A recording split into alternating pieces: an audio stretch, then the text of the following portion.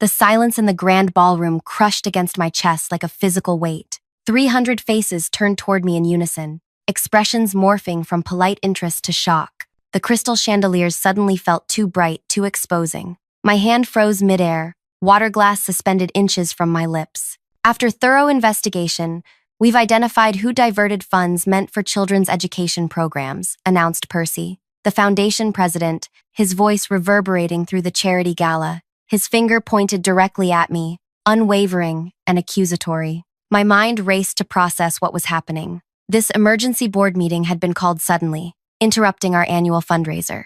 Major donors sat at tables adorned with centerpieces representing the rural communities we served. Adina, my department head, stood beside Percy. Her emerald dress complemented her calculated composure as she addressed the stunned crowd. I noticed unusual patterns in her proposals recently, she said, voice dripping with practiced concern, but never imagined she would redirect donor money. She turned toward me, eyes gleaming with something that looked remarkably like satisfaction. 8 years of dedication to helping underserved communities collapsed around me like a house of cards. The whispers began, rippling through the ballroom. Security approached from both sides. Men I'd greeted cheerfully every morning for years now, avoiding my gaze. This is absurd, I managed, my voice sounding distant to my own ears. I never diverted any funds. The opposite, I've been questioning where the technology lab money. Please don't make this more difficult, Adina interrupted, her voice tight with false compassion.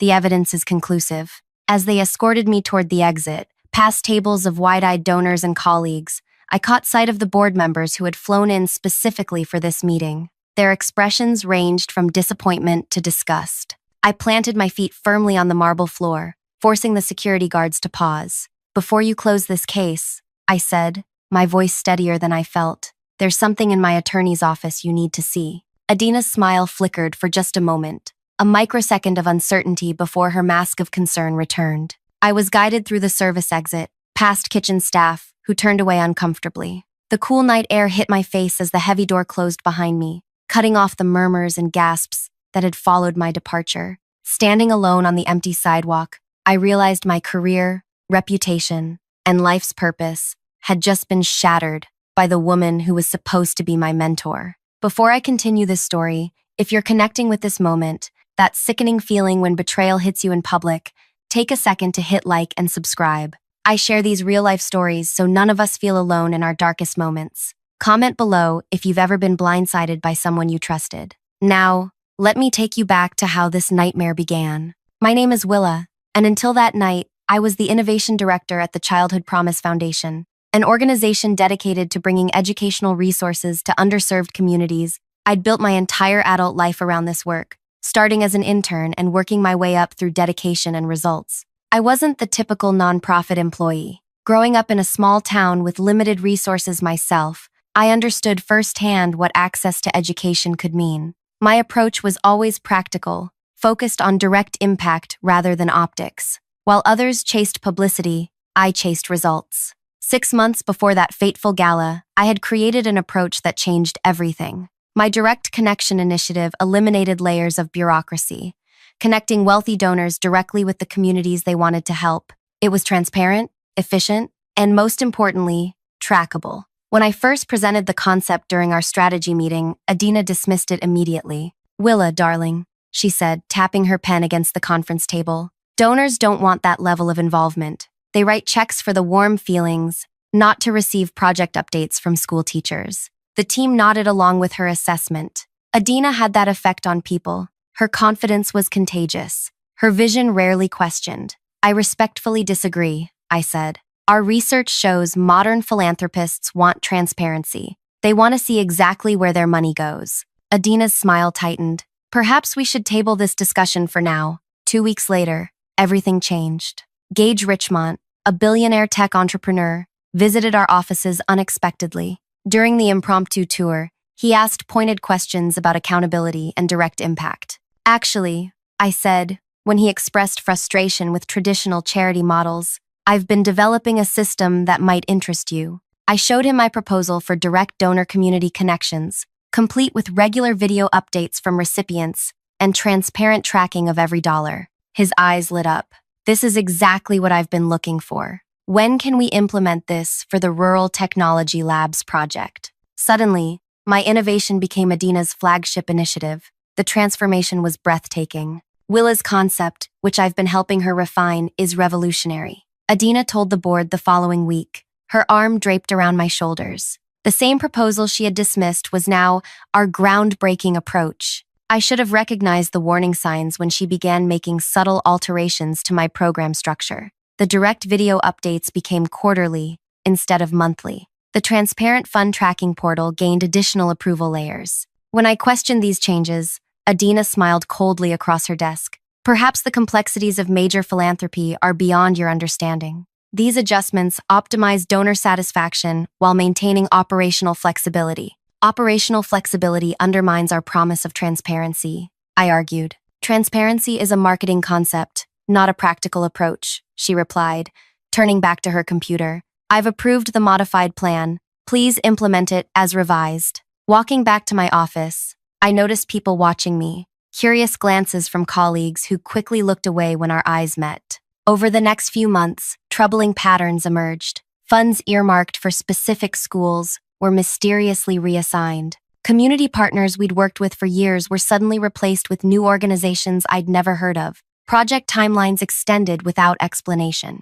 During a team meeting, Adina stared directly at me while addressing the group. True charitable vision requires absolute authority. Some handle this responsibility gracefully. Others clearly cannot. The message was unmistakable. Questions weren't welcome. Then came the call that changed everything. The principal from Lakeview Rural School contacted me directly, confused about the technology lab their students had been promised. Mr. Richmond visited last week, expecting to see the computers and equipment, she explained. We had to tell him nothing had arrived. He seemed surprised. My stomach tightened. Nothing arrived? The equipment was scheduled for delivery last month. We were told funds had been reallocated to more urgent needs, she said, by your department. After the call, I pulled up the project files. The delivery confirmation showed a signature, not from Lakeview School, but from a warehouse address I didn't recognize. The authorization for change bore my initials, but I had never approved it. I printed the documents and walked to Adina's office, determined to understand what was happening. Through her partially open door, I heard her speaking on the phone. Absolutely. The Westside Academy showcase is coming together beautifully, she was saying. Mr. Richmond will be impressed with how we've implemented his vision. The other locations are proceeding on an adjusted timeline. Westside Academy wasn't part of our rural initiative. It was an already well-funded school in an affluent neighborhood, where, coincidentally, several potential new major donors had children enrolled. I knocked and entered, documents in hand. We need to discuss the Lakeview Technology Lab immediately. Adina ended her call, her expression shifting from annoyance to practiced concern. Willa, I was just about to find you. We have a situation that requires discretion. Lakeview never received their equipment, I said, and somehow my initials are on paperwork I never signed. Lower your voice, she hissed, closing her office door. These allocation adjustments were necessary. Richmond's vision was impractical, spreading resources too thinly. By consolidating, we create showcase examples of success. That wasn't his vision or intention, I countered. He specifically wanted to help under-resourced rural schools. Her expression hardened. The board has approved my strategic redistribution. Your signature is there because you're part of this department. Team decisions reflect on all of us. This isn't ethical. I'm going to speak with Percy. Her laugh was soft and dangerous. With what evidence? Your word against documentation? Against the team members who'll confirm you were in all the planning meetings? She leaned forward. Be smart, Willa. This is how major philanthropy works. The money still helps children, just in ways that maximize our foundation's growth potential. I left her office shaking with anger and something else. Fear. That night, I couldn't sleep, replaying conversations and meetings in my mind, looking for where I had missed the signs. The next morning, I discovered my access to certain financial databases had been restricted. System update, the IT department explained weakly. Days later, an internal audit was announced. With growing dread, I watched as Adina herself led the investigation, presenting modified program outlines bearing my initials, coaching junior staff about approval conversations that had never happened. Mira, my assistant, cornered me in the break room, voice low. Willa, something strange is happening. Adina asked me to confirm you had approved the reallocation plans. When I said I wasn't in those meetings, She suggested my memory might be confused, and that acknowledging my error would be better for my future here. That afternoon, I received a calendar invitation for the upcoming charity gala, with a note that board members would be present for a special announcement. The pieces were falling into place. I was being set up. That evening, I called the one person I knew I could trust completely, my old law school roommate Tess, now a formidable attorney, specializing in nonprofit governance. Don't confront anyone else, she advised after hearing my story. Don't try to access any more records internally. Come to my office tomorrow. Bring whatever documentation you already have. Will that be enough? I asked. It won't be just your documentation we'll need, Tess replied cryptically. I have some calls to make. For now, act normal. Can you do that? I agreed, unaware that in less than 2 weeks, I would be standing alone on a sidewalk outside the charity gala, publicly disgraced and professionally ruined. What I didn't know then was that the path to redemption had already begun, and that Adina's carefully constructed deception was about to encounter something she never anticipated, the truth preserved by people she had overlooked and underestimated. As security walked away, leaving me alone in the darkness, my phone buzzed with a text from Tess.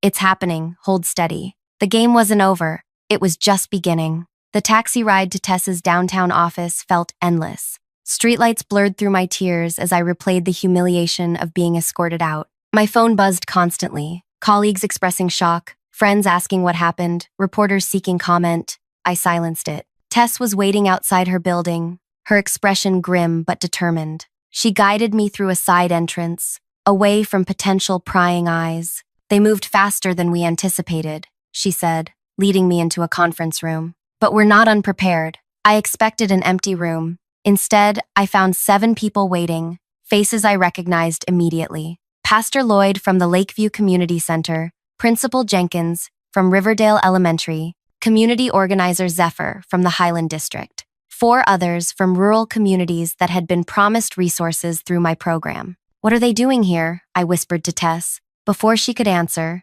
Pastor Lloyd rose from his seat. When Miss Tess called explaining what was happening, we came immediately, he said. What that woman is doing isn't right. Those computers were promised to children who've never had proper learning tools. Principal Jenkins nodded. Mr. Richmont visited our school expecting to see the technology lab. We had to tell him nothing had arrived. Then we got a strange call claiming funds were redistributed due to your recommendation. We knew that couldn't be true. Zephyr leaned forward. We've been documenting everything, Willa. Every promise, every meeting, every changed plan. We've worked with charities for decades. We know when something doesn't add up. For the first time since the gala, hope flickered in my chest. Tess opened a folder. We're building a case, but we need to move quickly. The foundation will try to contain this, portray you as a disgruntled employee, making baseless accusations. What can we actually prove? I asked. More than Adina realizes, Tess replied. These community leaders have records of every original commitment.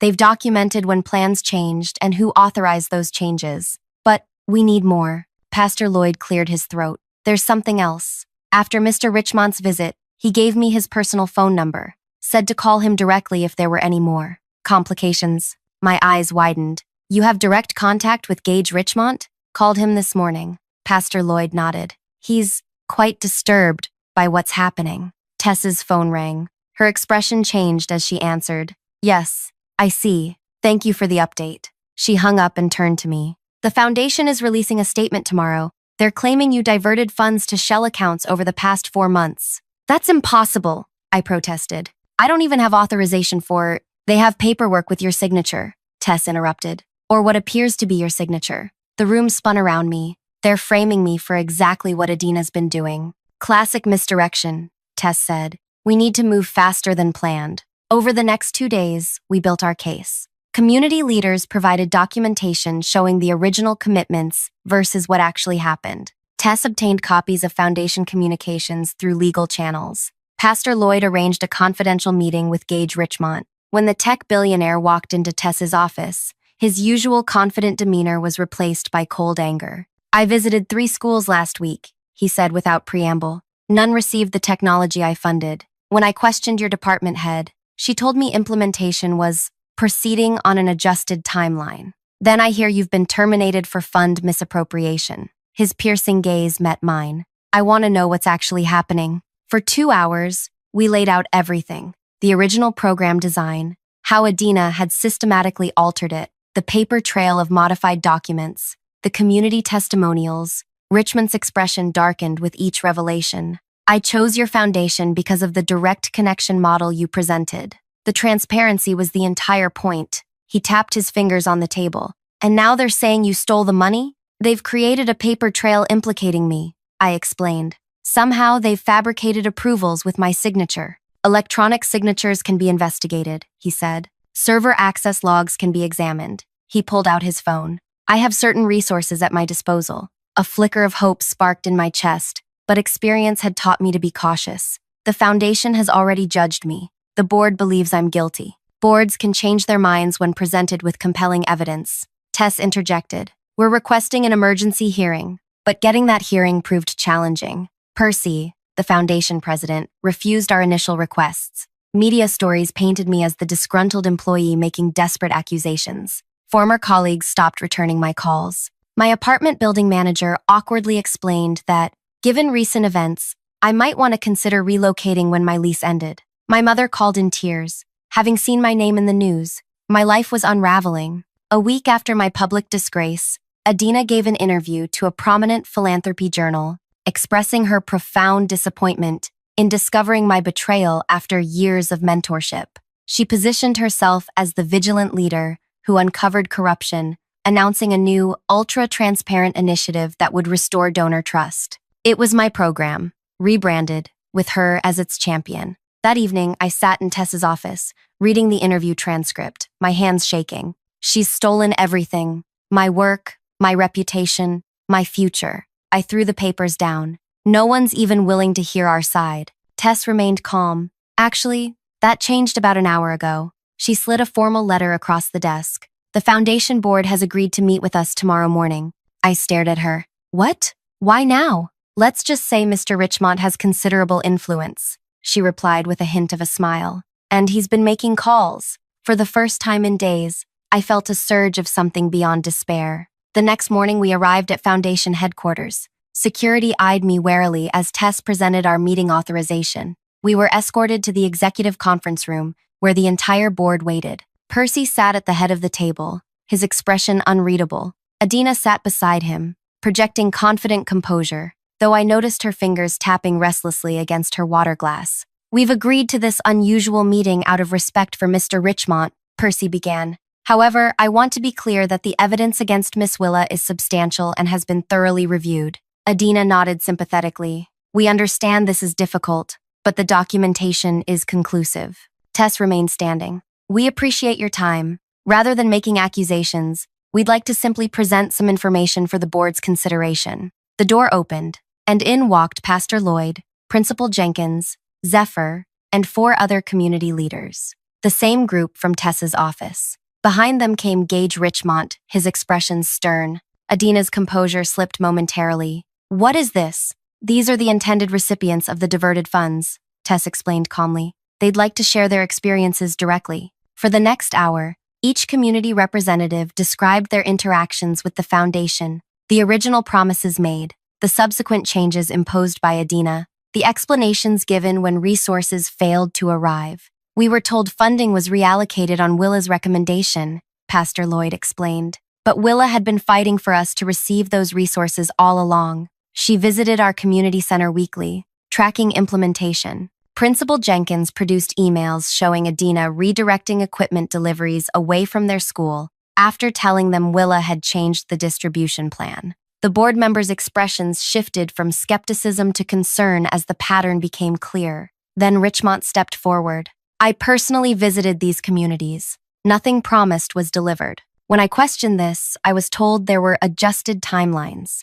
Meanwhile, I received invitations to tour showcase projects at Westside Academy, a school not on the original recipient list. Adina's face paled slightly, but she rallied. These allocation adjustments were strategic decisions to maximize impact. The documentation clearly shows Willa authorized. About that documentation, Richmond interrupted. My security team conducted a forensic analysis of your foundation's servers. He placed a folder on the table. Electronic signatures on critical documents were applied using Willa's credentials, but the access logs show her account was used at times when she was verifiably elsewhere, including during a presentation she gave to my staff, with me present. The room fell silent. Furthermore, he continued, the diverted funds were not sent to personal accounts in Willa's name, as alleged. They were redirected to foundation-approved projects in affluent districts. The projects overseen exclusively by Miss Adina. Percy opened the folder, scanning its contents with growing alarm.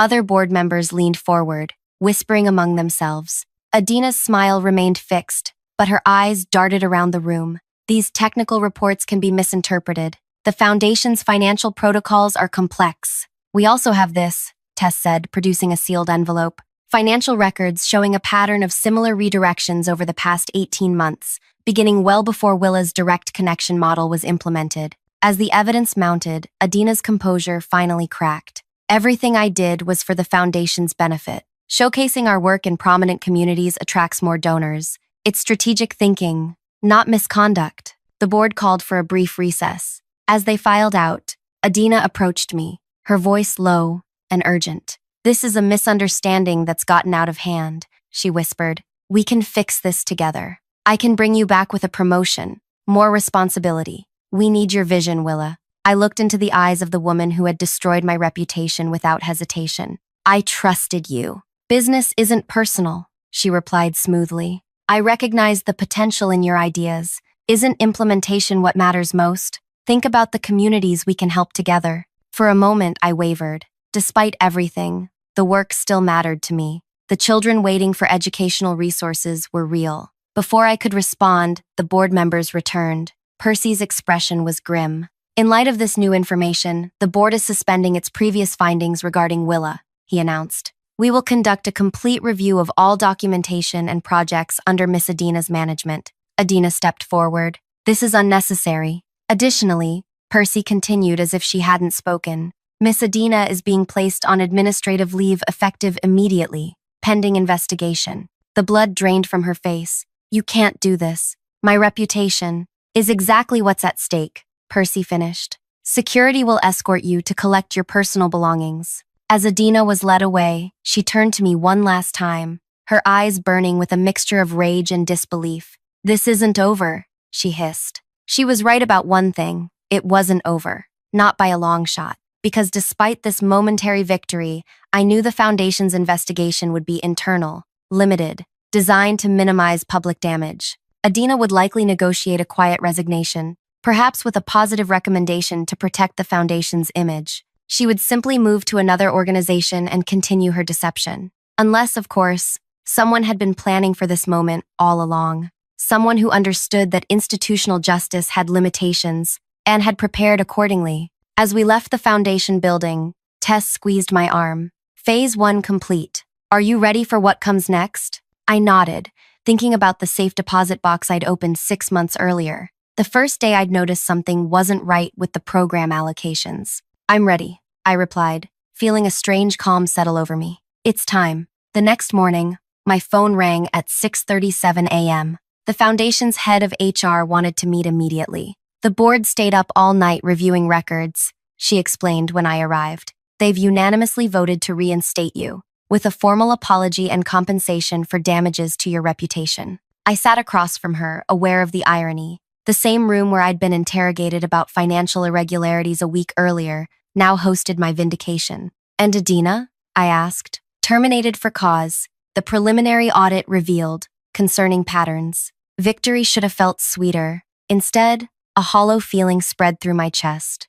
My name might be cleared within these walls, but mud sticks in the nonprofit world. Whispers follow you. The stain of accusation never fully washes away. Percy entered, extending his hand. We've made a terrible mistake, Willa. The board hopes you'll consider returning, with a promotion. We'd like you to take over as department head. The offer was tempting, a chance to implement my vision without obstruction, but the Foundation's quick pivot felt calculated. They needed to contain the damage, preserve donor confidence. My reinstatement was damage control, not justice. I appreciate the offer, I said carefully, but I'll need time to consider. Outside, Tess waited in her car. How did it go? Exactly as you predicted. They're desperate to make this disappear. She nodded. And your decision? I'm not sure taking Adina's position is enough. I stared out the window.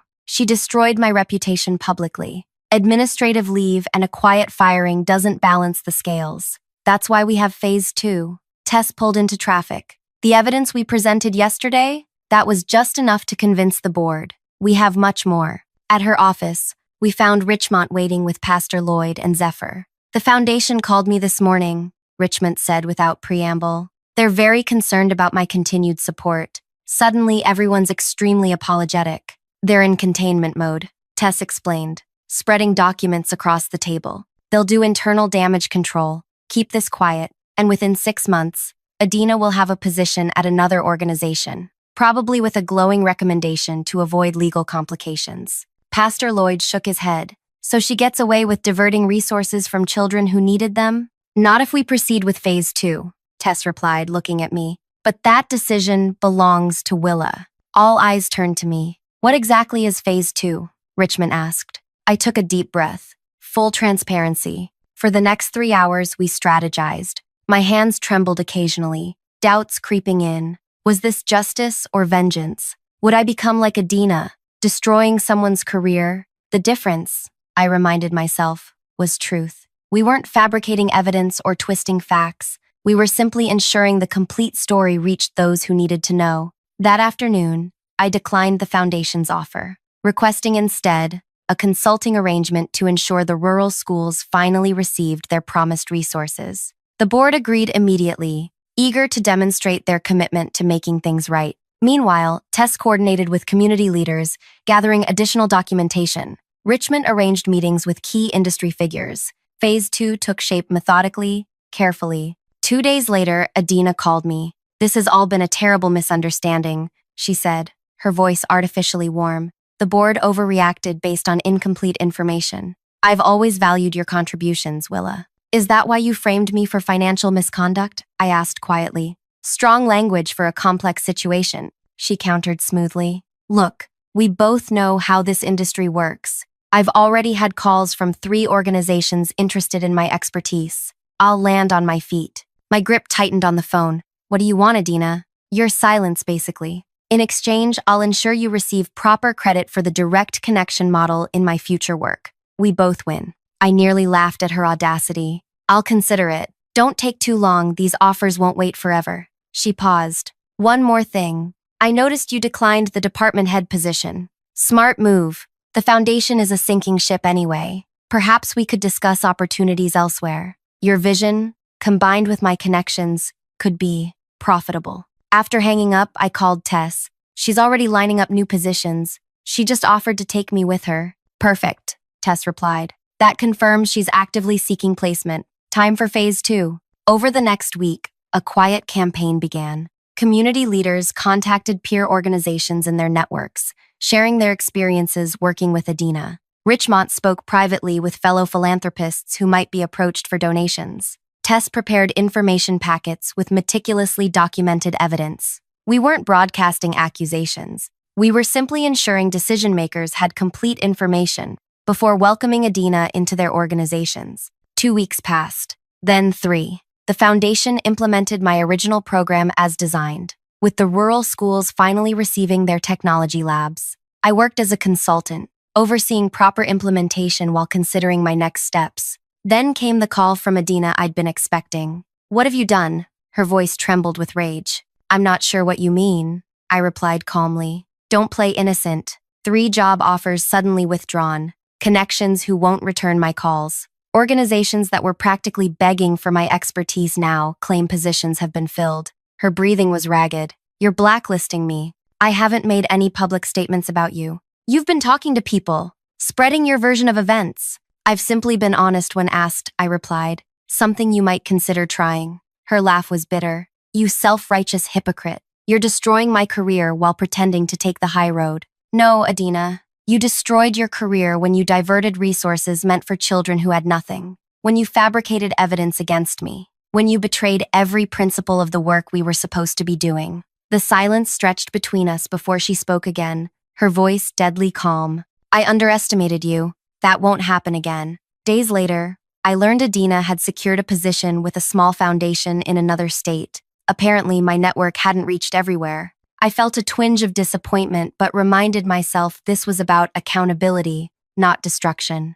Life began settling into a new rhythm. I received offers from respected organizations, but none felt right. The scars from betrayal hadn't fully healed. Trust doesn't rebuild overnight. 4 months after the gala that changed everything, I received an invitation that made my heart stop. The International Philanthropy Alliance was holding their annual conference, and they wanted me to present my direct connection model as an industry innovation. You should do it, Tess urged when I called her. Reclaim your work publicly. The conference was held in a gleaming hotel ballroom, not unlike the one where I'd been humiliated months earlier. As I prepared backstage, a familiar voice froze me in place. Quite the comeback story. Adina stood in the doorway, elegant as always in a tailored suit. Something had changed in her demeanor, a hardness around her eyes, a tightness in her smile. What are you doing here? I asked. I was invited to speak on panel about innovation in fundraising. Her smile didn't reach her eyes. Ironic, isn't it? Despite your efforts, I've landed at Horizon Giving Project. Smaller than I'm accustomed to, but they value my experience. My stomach tightened. Congratulations. Don't worry, I've learned my lesson about taking ideas. She stepped closer. But you should know, this isn't over. You'll slip eventually. Everyone does. And I'll be watching. Before I could respond, she walked away, leaving me shaken. My presentation received a standing ovation. Organizations lined up to discuss implementation of the direct connection model. Throughout it all, I felt Adina's eyes tracking me from across the room. That evening, Richmond found me at the reception. Impressive presentation, he said. Though I'm concerned about your former colleague's presence, she's been talking to potential donors, including several from my circle. I nodded. She's resilient. Found a position at Horizon Giving. Horizon? His eyebrow raised. Interesting choice. What do you mean? Nothing specific, he replied carefully. Though if she's approaching my colleagues for donations, perhaps I should open my safe as well. His words echoed in my mind. My safe. The safe deposit box I'd opened months ago, where I'd stored evidence I hadn't yet needed to use. Later that night, I called Tess. It's time for phase 3. Are you certain? She asked. This goes beyond professional consequences. She threatened me today. She's continuing to build relationships with major donors. Nothing has changed except her target organization. The next morning, I retrieved the contents of my safe deposit box. Inside was everything I'd been saving since first noticing discrepancies in Adina's management, including evidence too damaging to use for mere professional vindication. 3 days later, Adina's new employers received a package containing financial records from her previous positions before the Childhood Promise Foundation. Records showing a consistent pattern spanning 8 years and 4 organizations, diverted funds, altered records, projects claimed as successes that never materialized. The documentation was comprehensive, irrefutable: emails, transfer records, testimony from former colleagues who'd been silenced through intimidation or incentives. Most damning was the proof that she'd been skimming from the diverted funds, small amounts, carefully hidden, transferred through a complex web of personal accounts. Not enough to trigger automatic alerts, but substantial over time. The Nonprofit Oversight Board received identical documentation. So did the State Attorney General's office. Within a week, Adina was not merely fired. She was under investigation. Her fundraising credentials were permanently revoked. The Philanthropy Alliance canceled her speaking engagements and rescinded her previous industry awards. When the story broke in nonprofit circles, previous employers launched their own investigations, finding similar patterns that had gone undetected or been covered up. 6 major donors publicly withdrew support from any initiative connected to her name. Her carefully constructed professional persona crumbled like a sandcastle at high tide. 9 months after that fateful gala, my phone rang with an unknown number. I'm stuffing envelopes as a volunteer because no one will hire me, Adina said, her voice breaking. Please tell them I was trying to maximize donor impact. I made mistakes, but my career in nonprofit work is over. I listened to her plea in silence. I never took that much, she continued desperately. Just small consulting fees for directing funds strategically. Everyone does it to some degree. Please, Willa. I learned something valuable from you, I said quietly. Always keep something in your safe. Goodbye. Last month, I delivered the keynote at the International Philanthropy Summit, where years earlier, Adina had dismissed my approach as naively simplistic. As I accepted the Humanitarian Innovation Award, I spotted her among the convention staff, collecting name badges at the registration desk. Our eyes met briefly before she turned away. My direct connection model has now been adopted by charities worldwide. I rebuilt my career by implementing the transparency principles Adina once called unnecessary and cumbersome, but now define ethical philanthropy. The rural schools received their technology labs, and much more. Pastor Lloyd sends me videos of children using computers for the first time. Principal Jenkins reports improved test scores and attendance. Real impact for real communities. Sometimes I wonder if I went too far, if vengeance became my motivation rather than justice. But then I remember the children who waited for resources that never came because someone saw them as less valuable than wealthy donors' opinions. I remember standing alone on that sidewalk, professionally destroyed, while Adina watched from inside the ballroom, smiling. The truth was always in my safe. I just needed the courage to open it. If you've ever been betrayed by someone you trusted, I hope my story gives you strength. Sometimes justice takes patience, evidence, and the willingness to stand firm when it would be easier to walk away. If this story resonated with you, please like and subscribe for more real experiences. Share your own stories of standing up to workplace injustice in the comments. We grow stronger when we know we're not alone. Remember, your truth matters. Keep it safe, but don't be afraid to reveal it when necessary.